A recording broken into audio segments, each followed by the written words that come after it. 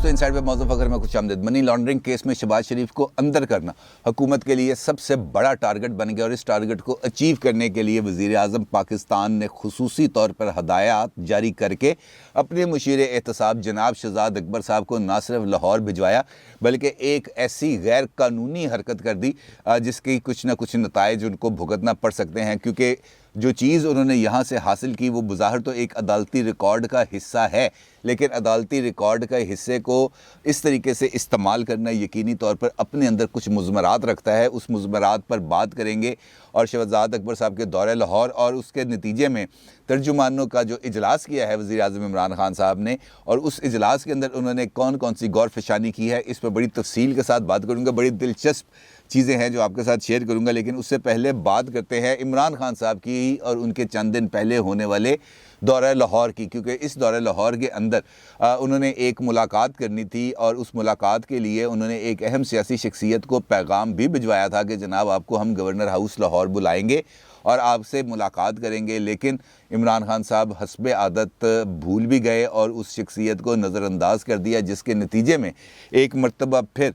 जो एक सर्द मोरी पाई जाती है हुकूमत की एक अहम इत्तेहादी जमात में वो उभर के सामने आई है। मामला क्या था? मामला ये था कि इमरान खान साहब ने आना था लाहौर, और लाहौर में उन्होंने अपने जो जैसे करिंदे, उन करिंदों के ज़रिए पैगाम भिजवाया चौधरी परवेज़ इलाही साहब को कि जनाब मैं लाहौर का दौरा मेरा है चूँकि मुख्तसर, और इस दौरे के दौरान मैं शायद चौधरी शुजात साहब की अयादत के लिए हाज़िर ना हो सकूं, लिहाजा आप अगर ज़हमत करें तो आप आ जाएं गवर्नर हाउस और आपसे मुलाकात करेंगे और इस मुलाकात के अंदर चौधरी साहब की अयादत भी कर लेंगे और दीगर पोलिटिकल अमूर हैं जिनके ऊपर आपको तहफ़्फ़ुज़ात हैं उसके ऊपर भी हम बात कर लेंगे, आप स्टैंड बाई रहें। ये पैगाम पहुँच गया चौधरी साहब के पास और चौधरी साहब जनाब अब तैयार होकर बैठे हुए हैं कि किसी भी वक्त फ़ोन आ जाएगा गवर्नर हाउस से और मैं जाऊंगा गवर्नर हाउस और गवर्नर हाउस जाके इमरान खान साहब से मुलाकात करूंगा। हुआ इसके बिल्कुल बरक्स। इमरान खान साहब आए, यहाँ पर उन्होंने तकरीरें की, लोगों से मिले, अपनी पार्टी रहनुमाओं से मुशावरत की, बल्दियाती इंतखाबात के हवाले से बात हुई, काफ लीग के ख़िलाफ़ तकरीरें हुई उस इजलास के अंदर, और ख़ास तौर पर जो काफ लीग की तरफ से जो मुतालबा थे जो उन्होंने यूँ गले के ऊपर अंगूठा रख के मनवाए थे, जो यहाँ पर PTI की क़यादत थी उनकी तरफ से शदीद तहफ़्फ़ुज़ात का इज़हार किया गया और कहा गया कि जनाब हम कब तक ब्लैकमेल होते रहेंगे, ये अपनी मर्ज़ी की हर एक चीज़ हमसे मनवा लेते हैं और जब हमारी तरफ से वक्त आता है तो ये पहाड़ पे चढ़ जाते हैं और फिर हमें इनकी मिन्नतें तरले करना पड़ते हैं। ये सूरत हाल अब नाकाबिले बर्दाश्त होती जा रही है। PTI की आला तरीन क़यादत ने इमरान खान साहब को वाज़ेह तौर पर इस बात का इशारा दे दिया कि जनाब काफ लीग के साथ ज़्यादा देर तक चलना हमारे लिए बहुत ज़्यादा मुश्किल है, और चूँकि अब उनकी जो अलाइनमेंट है फ्यूचर में वो हमारे साथ होती हुई नज़र नहीं आ रही, क्योंकि उनकी जो पीपल्स पार्टी के साथ राब्ते हैं उनके ऊपर हमें बहुत ज़्यादा तशवीश है और मुस्तकबिल के अंदर हमें इस बात का इम्कान वाज़ेह तौर पर नज़र आ रहा है कि फ्यूचर पॉलिटिक्स के अंदर जब आम इंतखाबात होंगे तो काफ लीग हमारे साथ नहीं खड़ी होगी बल्कि वो अपनी अलाइनमेंट करेगी पीपल्स पार्टी के साथ और तरीन ग्रुप के साथ, और हमारे लिए मुश्किलात पैदा करेगी। हम क्यों उनको रिलीफ दिए जा रहे हैं, हम क्यों उनकी हर बात को अब मानने पर मजबूर हैं। बल्दियाती इंतखाबात के लिए उन्होंने अपनी मर्ज़ी की तमाम तर शराइत हमसे मनवा लीं और उसके नतीजे में हम इस हद तक मफलूज हो चुके हैं कि हम उनके हल्का इंतखाब के अंदर, उनके इजला के अंदर हम कोई SHO अपॉइंट नहीं कर सकते, हम किसी DPO को अपॉइंट नहीं कर सकते, हत्ता कि हम जो डिस्ट्रिक्ट हेडकोार्टर्स हॉस्पिटल्स हैं हम वहाँ पर किसी MS का तबादला नहीं कर सकते। इस सूरत हाल के अंदर आप बताएं कि उन हलकों के अंदर हम अपनी जमात को किस तरह मुनज़्ज़म करें। तो इमरान खान साहब की तरफ से उनको ये जवाब था कि जनाब कुछ अर्सा सब्र कर लें, मामला ठीक हो जाएंगे, और अपनी ये जो PTI को आपने जो मुनज़्ज़म करना है इन हलकों के अंदर, इसके अंदर ख़ास तौर पर काम करें, क्योंकि काफ लीग को वहाँ पर हमने ही शिकस्त देनी है। क्योंकि अगर हम काफ लीग की सपोर्ट ना करते तो ये तमाम लोग असम्बलियों में ना आ सकते जो आज इस वक्त हमारे सरों पर नाच रहे हैं। ये सिर्फ़ और सिर्फ इस वजह से नाच रहे हैं कि उनको PTI के वोट मिले। अगर उनको PTI के वोट ना मिलते तो मैं देखता कि ये कैसे इक़्तिदार में आते। लिहाजा इन लोगों ने वाक़ईतर बहुत ज़्यादा हद तक हमारे लिए सरदर्द पैदा की है, और यही वजह है कि इमरान खान साहब ने वाज़ेह पैगाम भिजवाने के बावजूद चौधरी परवेज़ इलाही साहब से ना मुलाकात की और ना चौधरी शुजात हुसैन साहब की अयादत के लिए गए। अब इस सूरत हाल ने एक मरतबा फिर کاف لیگ کی صفوں کے اندر ذرا تھوڑی سی ہلچل مچائی ہے کہ یہ جناب یہ کیا ہو رہا ہے ہمارے پاس، کیونکہ وہاں پر یہ جو باتیں ہوئیں وہ وہاں تک بھی پہنچ گئیں، یعنی کاف لیگ تک بھی پہنچ گئیں، اور ان کو اس بات کا احساس ہوا کہ یار یہ اب ہم سے جان چھڑانے کے چکروں میں پڑ گئے ہیں، کیونکہ جو آپ کو پتہ ہے یہ جو ڈیولپمنٹس ہوتی ہیں یہ پولیٹیکل لوگ ایک دوسرے کے ساتھ بھی ڈسکس کرتے ہیں، اگر ڈسکس نہ کریں تو ہم جیسے لوگوں تک یہ اطلاعات کہاں تک پہنچے۔ اب جب یہ ڈسکشن ہوتی ہے، یہ معاملات دونوں طرف ایک دوسرے کے ساتھ میٹنگ منٹس، یہ جو اجلاسوں کے اندر ہونے والی گفتگو ہے، یہ جب شیئر ہوتی ہے تب ایک ابال بن جاتا ہے، اور اب یہ ابال اب دوبارہ نئے سرے سے بننا شروع ہو گیا ہے، اور کاف لیگ نے اس حرکت کا بہت برا منایا، اور اب تو آرمی چیف کا جنرل قمر جاوید باجوہ صاحب کا بھی فون آ گیا چودھری شجاعت کی عیادت کے لیے، نواز شریف صاحب کو بھی فون آ گیا، آصف علی زرداری صاحب بھی مل گئے، حمزہ شہباز صاحب کی بھی ملاقات ہو گئی، اور اس کے ساتھ مولانا فضل الرحمان صاحب نے بھی کل فون کر دیا۔ تو اس ساری صورتحال میں کاف لیگ اپنے آپ کو بالکل یہ سمجھ رہی ہے کہ جناب ہم اتحادی ہونے کے باوجود وہ نکے ہی ہیں، اور ہمیں انہوں نے ہمارے ساتھ وہ جو ہوٹلوں کے اوپر جو تھڑے ہوٹل پہ میزیں صاف کرنے والے بچے نہیں ہوتے جنہیں کہ وہ کہتے ہیں چھوٹے ادھر آ، ہمیں انہوں نے یہ چھوٹا ہی سمجھ لیا ہے، لہٰذا جو صورتحال ہے اب کاف لیگ اور پی ٹی آئی کی وہ ایک مرتبہ اب پھر خراب ہونا شروع ہو گیا۔ دراصل جو پولیٹیکل سپیس ہوتی ہے نا، یہ پولیٹیکل سپیس کو کیپچر کرنا ہی بنیادی طور پر یہ فن ہے جو پولیٹیکل لیڈرز اپنے ساتھ رکھتے ہیں۔ کاف لیگ نے بنیادی طور پر یہ غلطی کی ہے کہ وہ پی ٹی آئی کے ساتھ ریلیونٹ رہنا چاہتی ہے، کیونکہ ان کی طرف سے یہ بات کہہ دی گئی ہے کہ جب تک آپ کا اقتدار ہے ہم آپ کے ساتھ رہیں گے۔ اب جو کچھ پی ٹی آئی کر رہی ہے، کاف لیگ کو بے شک وہ ناپسند ہی کیوں نہ ہو، کاف لیگ اس کے ساتھ 100 مرتبہ اختلاف ہی کیوں نہ ہو، ان کو کسی نہ کسی وجہ سے کسی نہ کسی فون کال پر اس طرف جانا پڑ جاتا ہے، اور وہ ان کے لیے اب بہت زیادہ درد سر بن چکی ہے، کیونکہ الٹیمیٹلی انہوں نے حلقوں میں جانا ہے، حلقوں میں جا کے انہوں نے ووٹ مانگنے ہیں، جب ووٹ مانگیں گے تو وہاں سے آئے گا جواب بڑا خوفناک، اور ان جوابات کا جو تکرار ہے وہ یقینی طور پر اب ان کے لیے بھی ایک درد سر بن گیا۔ اب جب ہم تعلق نبھانا ہو تو 100 راستے ہوتے ہیں، لیکن جب تعلق کو ختم کرنا ہو تب ایک بہانہ ہی کافی ہوتا ہے، اور میرا خیال یہ ہے کہ اب یہ بہانوں کی تلاش کے عمل کا آغاز ہو چکا ہے، اور دیکھنا یہ ہے کہ کب یہ راہیں جدا کرنے کے عمل کی طرف پہنچتے ہیں، کیونکہ یہ لاوا اب اندر جو پک رہا ہے یہ اب پھٹنے کے قریب ہے۔ اب چونکہ جب اس نے پھٹنا ہے تو پھر اس کا دھماکہ ہوگا، اور دھماکے کے نتیجے میں ہی اگلا صورتحال واضح ہوگی، اور دیکھنا یہ ہے کہ اب یہ معاملہ کہاں تک پہنچتا ہے۔ خیر، بات کرتے ہیں شہزاد اکبر صاحب کی، جو عمران خان صاحب کے دستے راست ہیں، اور جس طرح میں نے آپ سے گفتگو کے آغاز میں کہا کہ شہزاد اکبر صاحب کو خصوصی طور پر لاہور بھجوایا گیا، اور عمران خان صاحب کی خصوصی ہدایت پر وہ لاہور آئے، نہ صرف لاہور آئے بلکہ لاہور کی آمد کے دوران ان کی جو موومنٹ ہے اس کو کافی حد تک خفیہ رکھنے کی کوشش کی گئی، کیونکہ ان کے ایف آئی اے کا دورہ، ایف آئی اے حکام سے ملاقاتیں، شہباز شریف صاحب کے خلاف چلنے والے منی لانڈرنگ کیس کے حوالے سے بریفنگ، یہ تمام معاملات ایسے ہیں جن کو میڈیا سے نہ صرف چھپایا گیا بلکہ اس کے اوپر پردہ ڈالنے کی بھی کوشش کی گئی، اور شہزاد اکبر صاحب نے یہ جو ملاقاتیں کی ہیں لاہور کے اندر، جو ایف آئی اے کے حکام سے ان کی گفتگو ہوئی ہے، اس کے اندر واضح طور پر یہ ٹارگٹ ان کو دیا گیا کہ جناب آپ نے شہباز شریف صاحب کی جو ضمانت قبل از گرفتاری ہے اس کو منسوخ کرانے کے لیے ہر ایک ایکسٹینٹ پر جانا ہے۔ نہ صرف یہ بلکہ ان سے اس کیس کے اوپر تفصیلی بریفنگ بھی لی گئی، اور وہ چالان کی کاپی بھی حاصل کی گئی جو اس وقت عدالت میں جمع ہے، اور اس چالان کی کاپی حاصل کرنے کے بعد شہزاد اکبر صاحب آئے ہیں میڈیا پر، اور میڈیا پر آنے کے بعد انہوں نے کی ایک پریس کانفرنس، اور اس پریس کانفرنس کے اندر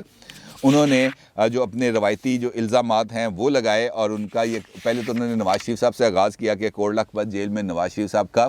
بے تابی سے انتظار ہو رہا ہے، اور جیسے ہی انگلینڈ میں ٹریبیونل کا فیصلہ ان کے خلاف آئے گا تو نواز شریف صاحب کو وطن واپس آنا پڑے گا۔ یہ تو ان کا آپ کو پتہ ہے کہ نواز شریف صاحب اور شہباز شریف صاحب صبح اٹھتے ساتھ ہی یہ تسبیح شروع ہوتی ہے، اور رات کو سوتے وقت تک یہ تسبیح جاری رہتی ہے۔ مجھے تو لگتا ہے کہ خواب میں بھی ان کو نواز شریف صاحب اور شہباز شریف صاحب ہی نظر آتے ہوں گے، اس کے علاوہ اور کوئی چیز ان کے پاس رہ نہیں گئی۔ اب اس ملاقات کے اندر، یعنی یہ جو پریس کانفرنس کی شہزاد اکبر صاحب نے، اس پریس کانفرنس کا جو بنیادی نقطہ تھا وہ یہ ثابت کرنا تھا، کیونکہ ابھی آپ یہ ذہن میں رکھیں کہ معاملہ عدالت میں ہے، چلان عدالت میں پیش ہوا ہے، ابھی یہ چلان کے اوپر نہ بات ہوئی ہے، نہ عدالت کی طرف سے کسی قسم کے کوئی ریمارکس آئے ہیں، لیکن اس سے پہلے ہی ٹوٹل ججمنٹل پریس کانفرنس کر دی شہزاد اکبر صاحب نے، اور اس کے بعد عمران خان صاحب نے بھی کچھ کہا، وہ بھی میں آپ کو آگے چل کے بتاؤں گا۔ ان کا یہ کہنا تھا کہ شہزاد اکبر صاحب کا کہ شہباز شریف کیس میں ایف آئی اے نے چلان جمع کرا دیا، 28 بے نامی اکاؤنٹس کے ذریعے 16 ارب روپے کی منی لانڈرنگ کی گئی، اور اس کے ساتھ ساتھ انہوں نے یہ کہنا تھا کہ شہباز شریف صاحب وزیر اعلیٰ تھے تو ان کی جو رمضان شوگر مل تھی